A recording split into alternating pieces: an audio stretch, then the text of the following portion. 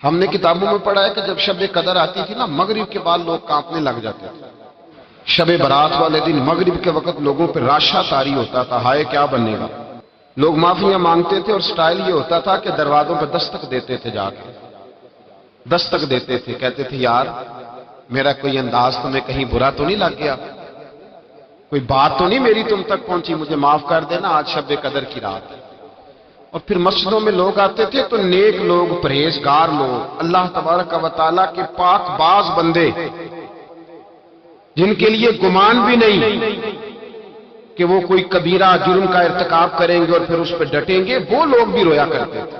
میں اور آپ بڑے مست ہو گئے، رسم سی محسوس ہوتی ہے اب ہر محفل، ہر مجلس، محسوس ایسے ہوتا ہے کہ جیسے وہ ذوق، وہ تڑپ، وہ شوق جس آدمی کے فرائض بھی میری طرح پورے نہیں، نمازیں بھی پوری نہیں، اس نے بھی سیدھی جیب کے اندر جنت کا ٹکٹ ڈالا ہوا ہے، فرائض تک پورے نہیں کر پایا، نوافل سنتیں واجبات تو بعد میں آئیں گے، ٹکٹ ڈال کے پھر رہا، احساس ہی کوئی نہیں۔ پتہ نہیں کتنے پتھر اور سنگ دل ہو گئے ہم لوگ کہ وہ جو اندر درد تھا نا کہ یار وہ کہیں ایک بات، ایک جملہ، کہیں ایک لقمہ حرام کا، وہ کہیں فلاں جگہ پہ کوئی بے ادبی، وہ لوگوں پر بوجھ بنتے تھے، ان کے عیب، جرم، خطائیں۔ ہم اتنا زیادہ بولتے ہیں کہ پتہ ہی نہیں کتنی باتیں کرتے۔ مال کہاں سے آ رہا ہے یہ سب کو پتہ ہے، پر کس طرح کا آ رہا ہے اس پر کوئی توجہ دینے کو تیار ہے۔ حضرت حسن بصری رحمت اللہ تعالی علیہ سونار کا کام کرتے تھے، توبہ کرنے سے پہلے ایک دکان رکھی ہوئی تھی، تو آپ فرماتے میں ذرا مہنگا سونار تھا، سب سے زیادہ بغداد کے اندر قیمتی سونا میں بناتا تھا۔ فرماتے میں جب کوئی سونے کی نئی چیز تیار کرتا تھا تو عام آدمی کے بس میں نہیں ہوتا تھا اسے خریدنا، تو میں کسی وزیر کے پاس، مشیر کے پاس، مالدار آدمی کے پاس جاتا تھا، کیونکہ جو میں بناتا تھا وہ ہر آدمی خرید نہیں پاتا۔ مصر کے بادشاہ کے بارے میں مجھے پتا چلا کہ وہ سونے کا بڑا شوقین ہے، اپنے گھر والوں کے لیے، اپنے لیے، دیگر لوگوں کے لیے، حالانکہ مرد کے لیے جائز نہیں، وہ بہت ساری چیزیں سونے کی خریدتا ہے، لیتا ہے، رکھتا ہے، مجھے پتا چلا۔ فرماتے ہیں کہ میں نے اس کے وزیر سے ٹائم لیا، کہا کہ یار میں نے ایک سونے کی چیز بنائی ہے تو عام آدمی تو خرید نہیں سکتا، تو بادشاہ سے وقت لے کے دو۔ وزیر کو میں نے تحفے تحائف بھی دیے، جو طریقہ ہوتا ہے، اس کو کہا میری ملاقات کرا، تو کہنے لگا میں تیری ملاقات ضرور کرا دیتا پر آج نہیں ملاقات ہو سکتی، آج تو بادشاہ اپنے پچھلے گاؤں گیا ہوا ہے۔ تو میں نے کہا وہاں ملاقات کرا دو، اس لیے کہ جو سونا میں لے کے آیا ہوں بڑا قیمتی ہے، واپس لے جاؤں گا تو رستے میں ڈاکوؤں کا خطرہ ہے۔ مجھے کہنے لگا ٹھیک ہے میں کرا دیتا ہوں۔ حضرت حسن بصری فرماتے ہیں وہ میرے ساتھ چلا تو میں بادشاہ کے گاؤں تک پہنچ گیا۔ میں نے کچھ عجیب سا منظر دیکھا گاؤں میں پہنچ کر، ایک قبر ہے، قبر پر خیمہ لگا ہے۔ وزیر مجھے کہنے لگا یہاں بیٹھ جاؤ اور انتظار کرو، یہاں ایک رسم ہونے لگی ہے، جب اس سے فارغ ہو جائے گا بادشاہ تو میں تمہاری ملاقات کراؤں گا۔ فرماتے ہیں میں بیٹھ گیا تو میں نے ایک انوکھی سی رسم دیکھی، جو بڑے بڑے علماء تھے نا شہر کے، سب سے پہلے وہ آئے، بڑے چوٹی کے علماء، فقیہ لوگ، علم و فن پر جنہیں اللہ تبارک و تعالیٰ نے دسترس عطا فرمائی تھی، بڑے، میں جانتا تھا مصر کے علماء کو، کہتا وہ آئے اور قبر کے قریب ایک چکر انہوں نے لگایا اور وہ بیٹھ گئے۔ عجیب رسم دیکھی میں۔ حضرت خواجہ حسن بصری رحمت اللہ تعالیٰ علیہ فرماتے ہیں تھوڑی دیر گزری تو میں نے صوفیاء کو دیکھا، جو اللہ اللہ سکھانے والے لوگ تھے، درویش لوگ تھے، ان کی جماعت آئی، قبر کا چکر لگایا، بیٹھ گئی۔ تھوڑی دیر گزری تو ادیب، شعراء، کلام لکھنے والے لوگ آئے، ایک چکر لگایا تو بیٹھ گئے۔ پھر تھوڑی دیر گزری تو فرماتے ہیں کہ سپہ سالار، جرنیل قسم کے لوگ آئے، ہاتھ میں چھڑیاں ہیں، اسلحہ زیب تن کیا ہوا ہے، تلواریں، نیزے پہنے ہوئے، ایک چکر لگایا، بیٹھ گئے۔ پھر میں نے دیکھا کہ ڈاکٹر، حکیم، طبیب آئے، بڑے بڑے نسخے ہاتھوں میں، قبر کے قریب ایک چکر لگایا تو بیٹھ گئے۔ پھر میں نے دیکھا حسین و جمیل عورتیں آئیں، ایک چکر قبر کا لگایا تو بیٹھ گئیں۔ خواجہ حسن بصری فرماتے ہیں اچانک میری نظر چندھیا گئی، میں تڑپ اٹھا جب میں نے دیکھا کہ بادشاہ نے اپنے سر سے تاج اتارا اور اپنے ہاتھ پہ رکھا۔ پھر بادشاہ قبر کے قریب گیا تو چیخے مار کے رویا، اس درد سے رویا کہ دو آدمی پکڑ کے خیمے میں لٹاتے ہیں، فرماتے ہیں مجھے وہ میں جو کاروبار گیا تھا وہ مجھے بھول گیا۔ میں نے وزیر سے پوچھا کہ یہ کیا ماجرا ہے، میں نے اس طرح کا انداز کہیں دیکھا نہیں، کیا رسم ہے؟ تو وزیر کہنے لگا بات دراصل یہ ہے کہ بادشاہ پورے ملک کا، مصر کا حکمران ہے، اس کا ایک ہی بیٹا تھا۔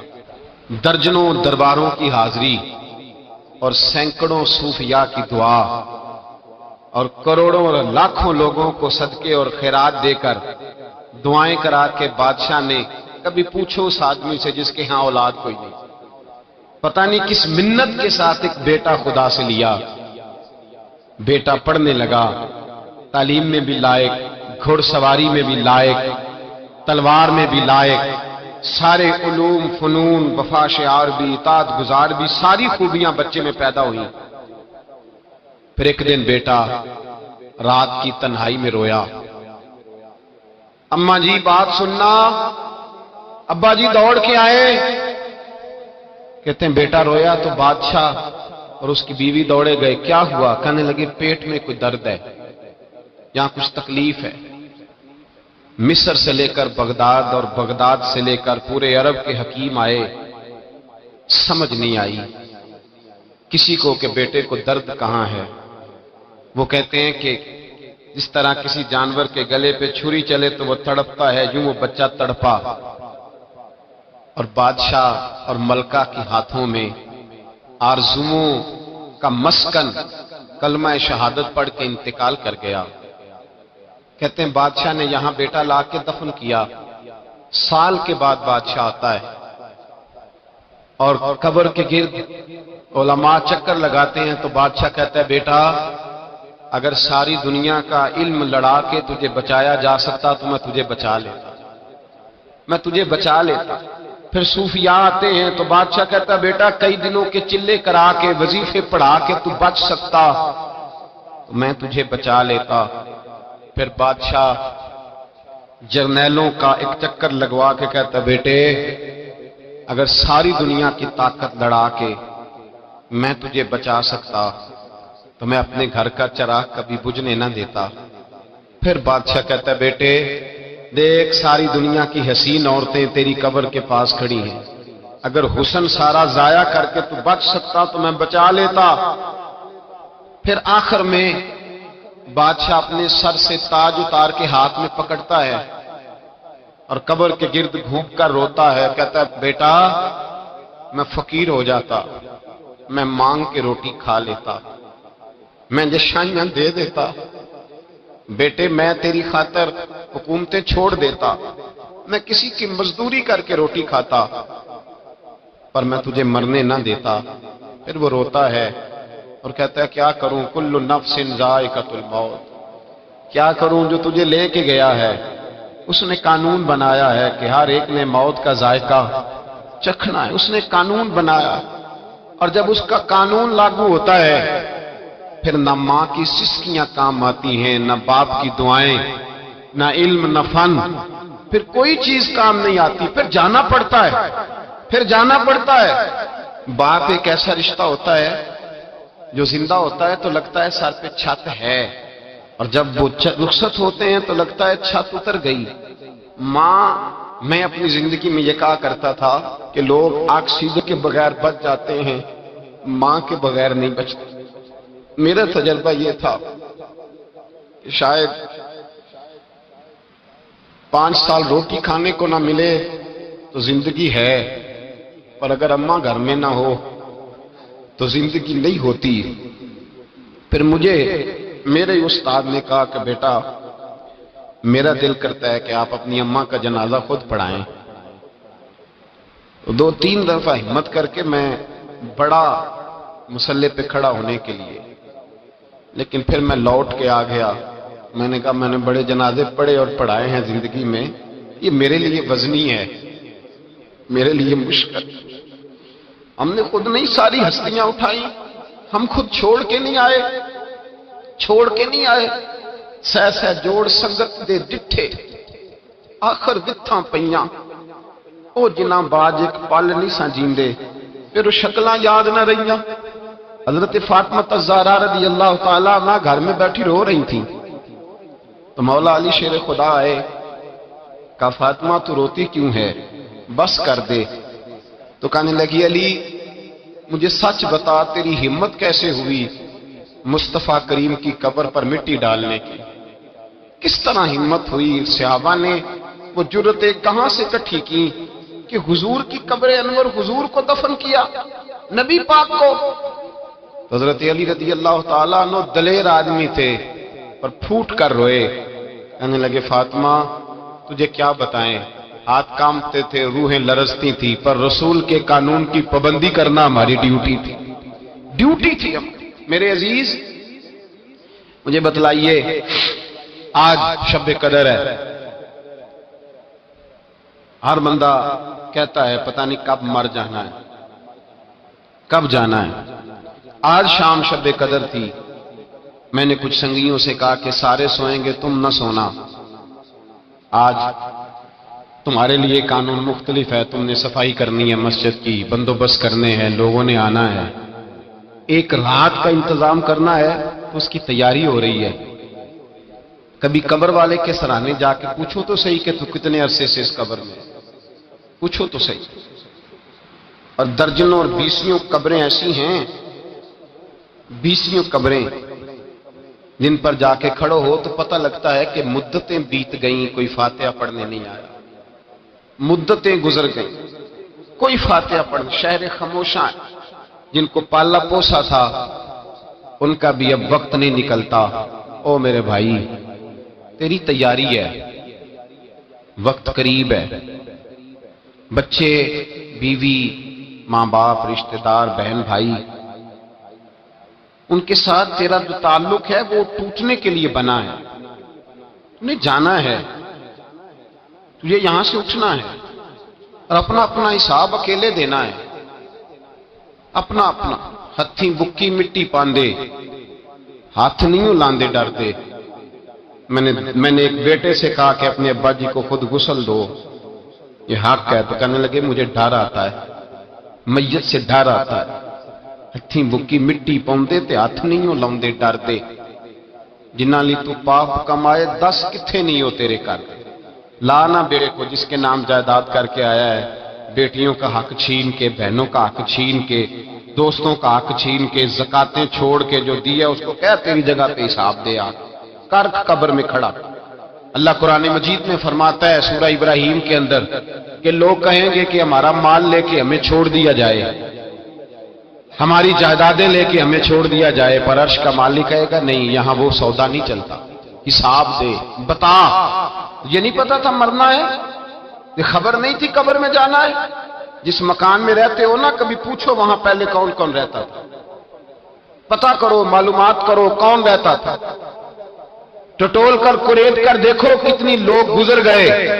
اللہ فرماتا ہے تو آ مجھ سے معافی مانگ، میں تجھے موقع دیتا ہوں، تیری موت کا وقت قریب ہے، آ جا بار بار مانگ۔ کہتا میں نے گناہ ہی نہیں کیا تو میں کاہے کی معافی مانگوں؟ میرے مصطفیٰ کریم علیہ السلام نے فرمایا میں ایک دن میں 100 مرتبہ معافی مانگتا ہوں۔ حضور معاذ اللہ گناہ کرتے تھے جو معافی مانگتے تھے، ڈٹ کے کھڑا ہے، اس کو ندامت کا آنسو کبھی نہیں آیا، اس کو اپنے گناہ پر رونا کبھی نہیں آیا، اس کو کبھی یہ احساس ہی نہیں ہوا کہ میرے اندر کوتاہیاں ہیں۔ اسے کبھی میرے اعلیٰ حضرت رحمت اللہ علیہ ایک بندے کے قریب سے گزرے تو رو رہا تھا، فرمایا کیا ہوا؟ کہا حضور میرے کچھ پیسے ضائع ہو گئے۔ فرمایا چھوڑ، کس پہ رو رہا ہے؟ دنیا داری پہ؟ کہا حضور پھر کس بات پہ روؤں؟ اور میں رویا کر کہ تیری نمازیں پوری نہیں، رویا کر کے تیرے باپ مرشد اور استاد تجھ سے پورے راضی نہیں، رویا کر اس بات پر کہ تو حقوق پورے نہیں ادا کر پایا، رویا کر کے جو تیرا منصب تھا تو اس کا حق نہیں ادا کر سکا۔ وہ کہنے لگا حضور میں کوشش کرتا ہوں، مجھے اس بات پہ رونا آتا ہی نہیں۔ تو آپ فرمانے لگے چل پھر اسی پہ رو لے کہ تجھے اللہ کی بارگاہ میں رونا ہی نہیں آتا، اس پہ رو۔ یہ تھوڑی رونے کی بات ہے کہ چھوٹی سی دنیا داری کے لیے تو تڑپ اٹھتا ہے، سسکتا ہے، آہیں بھرتا ہے۔ اور تجھے اس مالک کے لیے رونا ہے، پھر اس پہ رو لے، یہ بھی تو مقام رونا ہے، رو اپنی سعادت پہ، خیال ہی نہیں کبھی آیا۔ تو پھوٹ پھوٹ کے روتا ہے دنیا داری کے لیے، مال و دولت کے لیے، جاہ و منصب کے لیے، اس پہ رویا کر کہ تجھے یہ خیال ہی نہیں کہ میں نے جانا ہے۔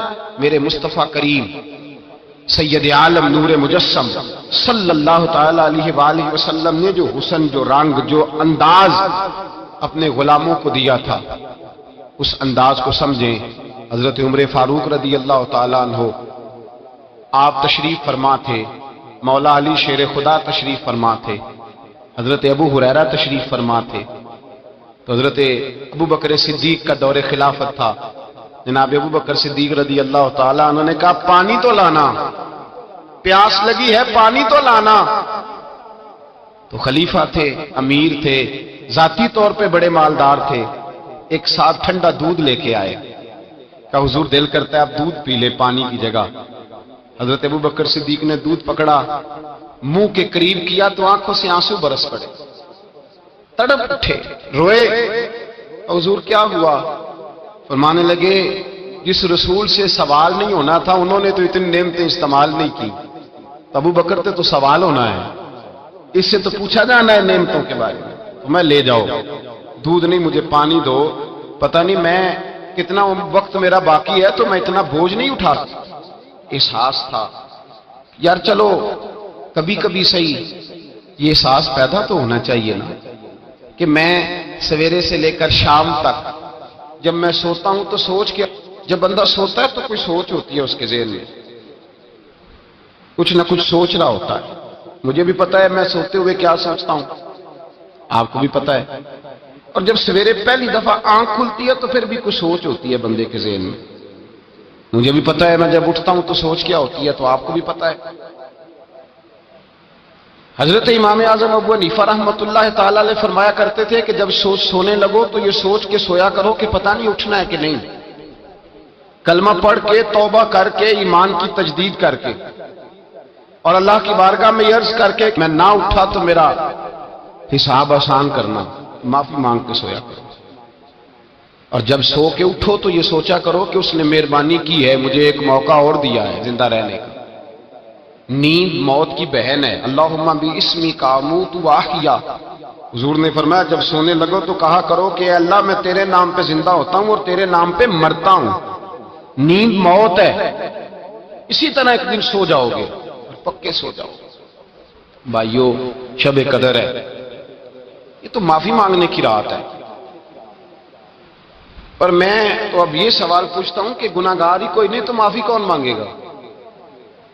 ہم نے تو اپنی زندگی پر بہانوں کا، ہیلوں کا، جھوٹ کا، ملمہ سازی کا ایسا ورق چڑھایا ہے چاندی کا کہ ہم تو سارے نیکوکار پرہیزگار لوگ ہیں اللہ ماشاء اللہ۔ احساس ہی نہیں ہے، تو جس بندے کو یہ احساس ہی نہیں کہ مجھ سے گناہ ہوا ہے، معافی کس چیز کی مانگے گا؟ تو پیغام یہ ہے کہ پہلے تو یہ احساس پیدا کریں کہ کچھ کوتاہیاں ہیں، اور جب یہ احساس پیدا ہو تو پھر یہ سمجھ لیں کہ حساب اپنا اپنا دینا ہے، اور جب حساب اپنا اپنا دینا ہے تو پھر یہ بھی سمجھ لیں کہ موت کے وقت کا ہمیں پتہ نہیں، تو اس کا معنی یہ نہیں کہ موت کا وقت مقرر نہیں، وہ اپنے وقت پہ بہرحال وہ آ جائے گی، آئے گی اور لے جائے گی۔ اور باقی جہاں تک تعلق اس بات کا ہے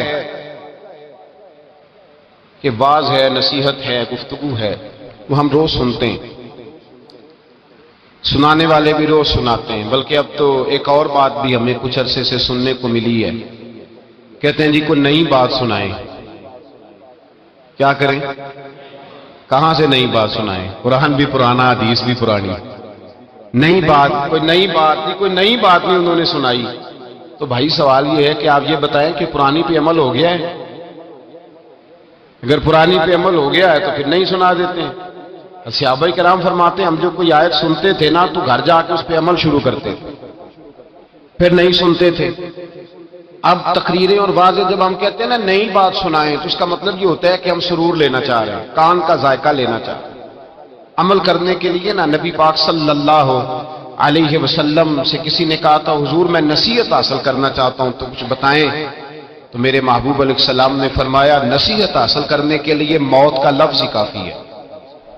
موت کا لفظ داؤد تائی کے پاس ہارون رشید نے جا کے پوچھا تھا کہ حضرت کوئی نصیحت کریں، تو فرمانے لگے تیرا باپ کہاں رہتا ہے؟ تو ہارون رشید کہنے لگے بغداد کے قبرستان میں۔ تو کہا تیری اماں کا وہیں ہے، بیوی بچے کا جو رخصت ہو گئے بہن بھائی وہ بھی سارے وہی ہیں۔ تو فرمانے لگے تو نے اتنے جنازے پڑھے ہیں، اتنے لوگ اٹھائے ہیں، میں تجھے کیا نصیحت کروں، میں تجھے کیا نصیحت کروں؟ میرے بھائی اپنے اوپر اس احساس کو طاری کریں، اس احساس کو۔ ہمارے زمانے میں ہمارا یہ مزاج ہو گیا ہے کہ ہم نے دوسروں کی اصلاح کا بیڑا اٹھا لیا، ہم لوگوں کی اصلاح کرنے نکل کھڑے ہو، ہر آدمی سامنے والے سے نقص نکال کے اپنی خوبیاں بیان کر رہا ہے اور کہہ رہا ہے کہ سامنے والا سیاںا ہو جائے۔ بلکہ میں یہ کہا کرتا ہوں کہ اب لوگوں کو اپنی دنیا کی اور دوسروں کے دین کی بڑی فکر ہے۔ دوسروں کو لوگ پیغام دیتے ہیں کچھ رعایت کر جا، مرنا بھی ہے، قبر میں بھی جانا ہے، تو بھائی تو بھی کچھ تھوڑا سا سیاںا ہو جا، تو نے بھی مرنا ہے۔ اب دوسروں کو قرآن و حدیث رہ گیا ہے اپنے نفع کے لیے استعمال کرنے کو، کہ کسی کو جب قائل کرنا ہو تو اس کو کہا کہ ایک صاحب نے کہا مجھ سے ایک دفعہ کہ مسجد کھل جائے گی، میں نے کہا کیا ہوا؟ کہنے لگے قسم ایک ہے اس کے لیے مسجد آنا ہے۔ تو میں نے کہا اس کام کے لیے مسجد نہیں کھولتے، مسجدیں تو نماز پڑھنے کے لیے ہیں کہ ہمارے ذاتی فیصلے دنیا داری کے قسمیں اٹھانے کے لیے؟ یا تو دین نافذ کرو نا، تو پھر دین کے مطابق فیصلہ کر لو۔ مسجدیں اس لیے رہ گئی ہیں کہ چلو چل مسجد وڑ مسیطیں دے صاحب، اس کام کے لیے مسجد ہے۔ احساس پیدا کریں، یہ خیال پیدا کریں کہ دنیا سے جانا ہے، اپنے تصورات کو سمیٹیں یار۔ یہ جو ہمیں ٹینشن ہے نا کہ یہ بھی نیک نہیں، یہ بھی نیک نہیں، وہ بھی نیک نہیں، تو چلو میں بھی نہیں، تو اس نے اپنا حساب دینا ہے، اس نے اپنا اور اس نے اپنا اور میں نے اپنا۔ ابھی سارے خراب ہیں تو میں کیسے صحیح ہو جاؤں؟ تو میرا بھائی کوئی پتہ نہیں سارے 100 سال جیئیں اور تو اگلے سال بھی زندہ نہ رہے۔ اپنی فکر کریں، اپنے اوپر جدوجہد کریں۔ دوسرے کو تبلیغ کرنا واجبات دین میں سے ہے، لیکن پہلے عمل کرنا فرائض میں سے ہے۔ اپنی طبیعتوں کو، روحوں کو بیدار کریں، اللہ کی بارگاہ میں التجا کریں۔ میرے اعلیٰ حضرت فرماتے ہیں اگر تجھے گناہوں کا احساس نہیں تو یہ بھی ایک گناہ ہے۔ اگر تو اپنی غلطی کو غلطی نہیں مانتا پھر تو سب سے بڑا مجرم ہے۔ اپنی کوتاہیاں اپنی آنکھوں کے سامنے رکھیں۔ آج شب قدر ہے، اتنی فضیلت بیان کی میرے نبی پاک صلی اللہ علیہ وسلم کہ حضور علیہ السلام نے فرمایا کہ اللہ پاک اس رات نزول دنیا پر اجلال فرماتا ہے پہلے آسمان پر، اور کہتا ہے آج جو بھی بخشش مانگے گا میں اسے بخش دوں گا، جو بخشش مانگے گا میں اسے۔ یا اللہ تو بغیر مانگنے سے بخش دے، اسے نہیں پتا بخشش مانگنی ہے، پر اللہ کہتا ہے تو مانگ مجھ سے، تو بخشش ایسے میں بخشوں گا۔ اس نے قانون بنا دیا ہے، وہ کہتے ہیں نہیں نہیں کوئی نہیں بخش دے گا، وہ کہتا ہے تو مجھ سے مانگ، پہلے آ کے سوال کر، تو سوال کرے گا تو میں تجھے بخشوں گا۔ تو بخشش مانگنے سے اللہ معاف کرتا ہے۔ ایک بات یہ ذہن میں رکھیں کہ بخشش مانگنی۔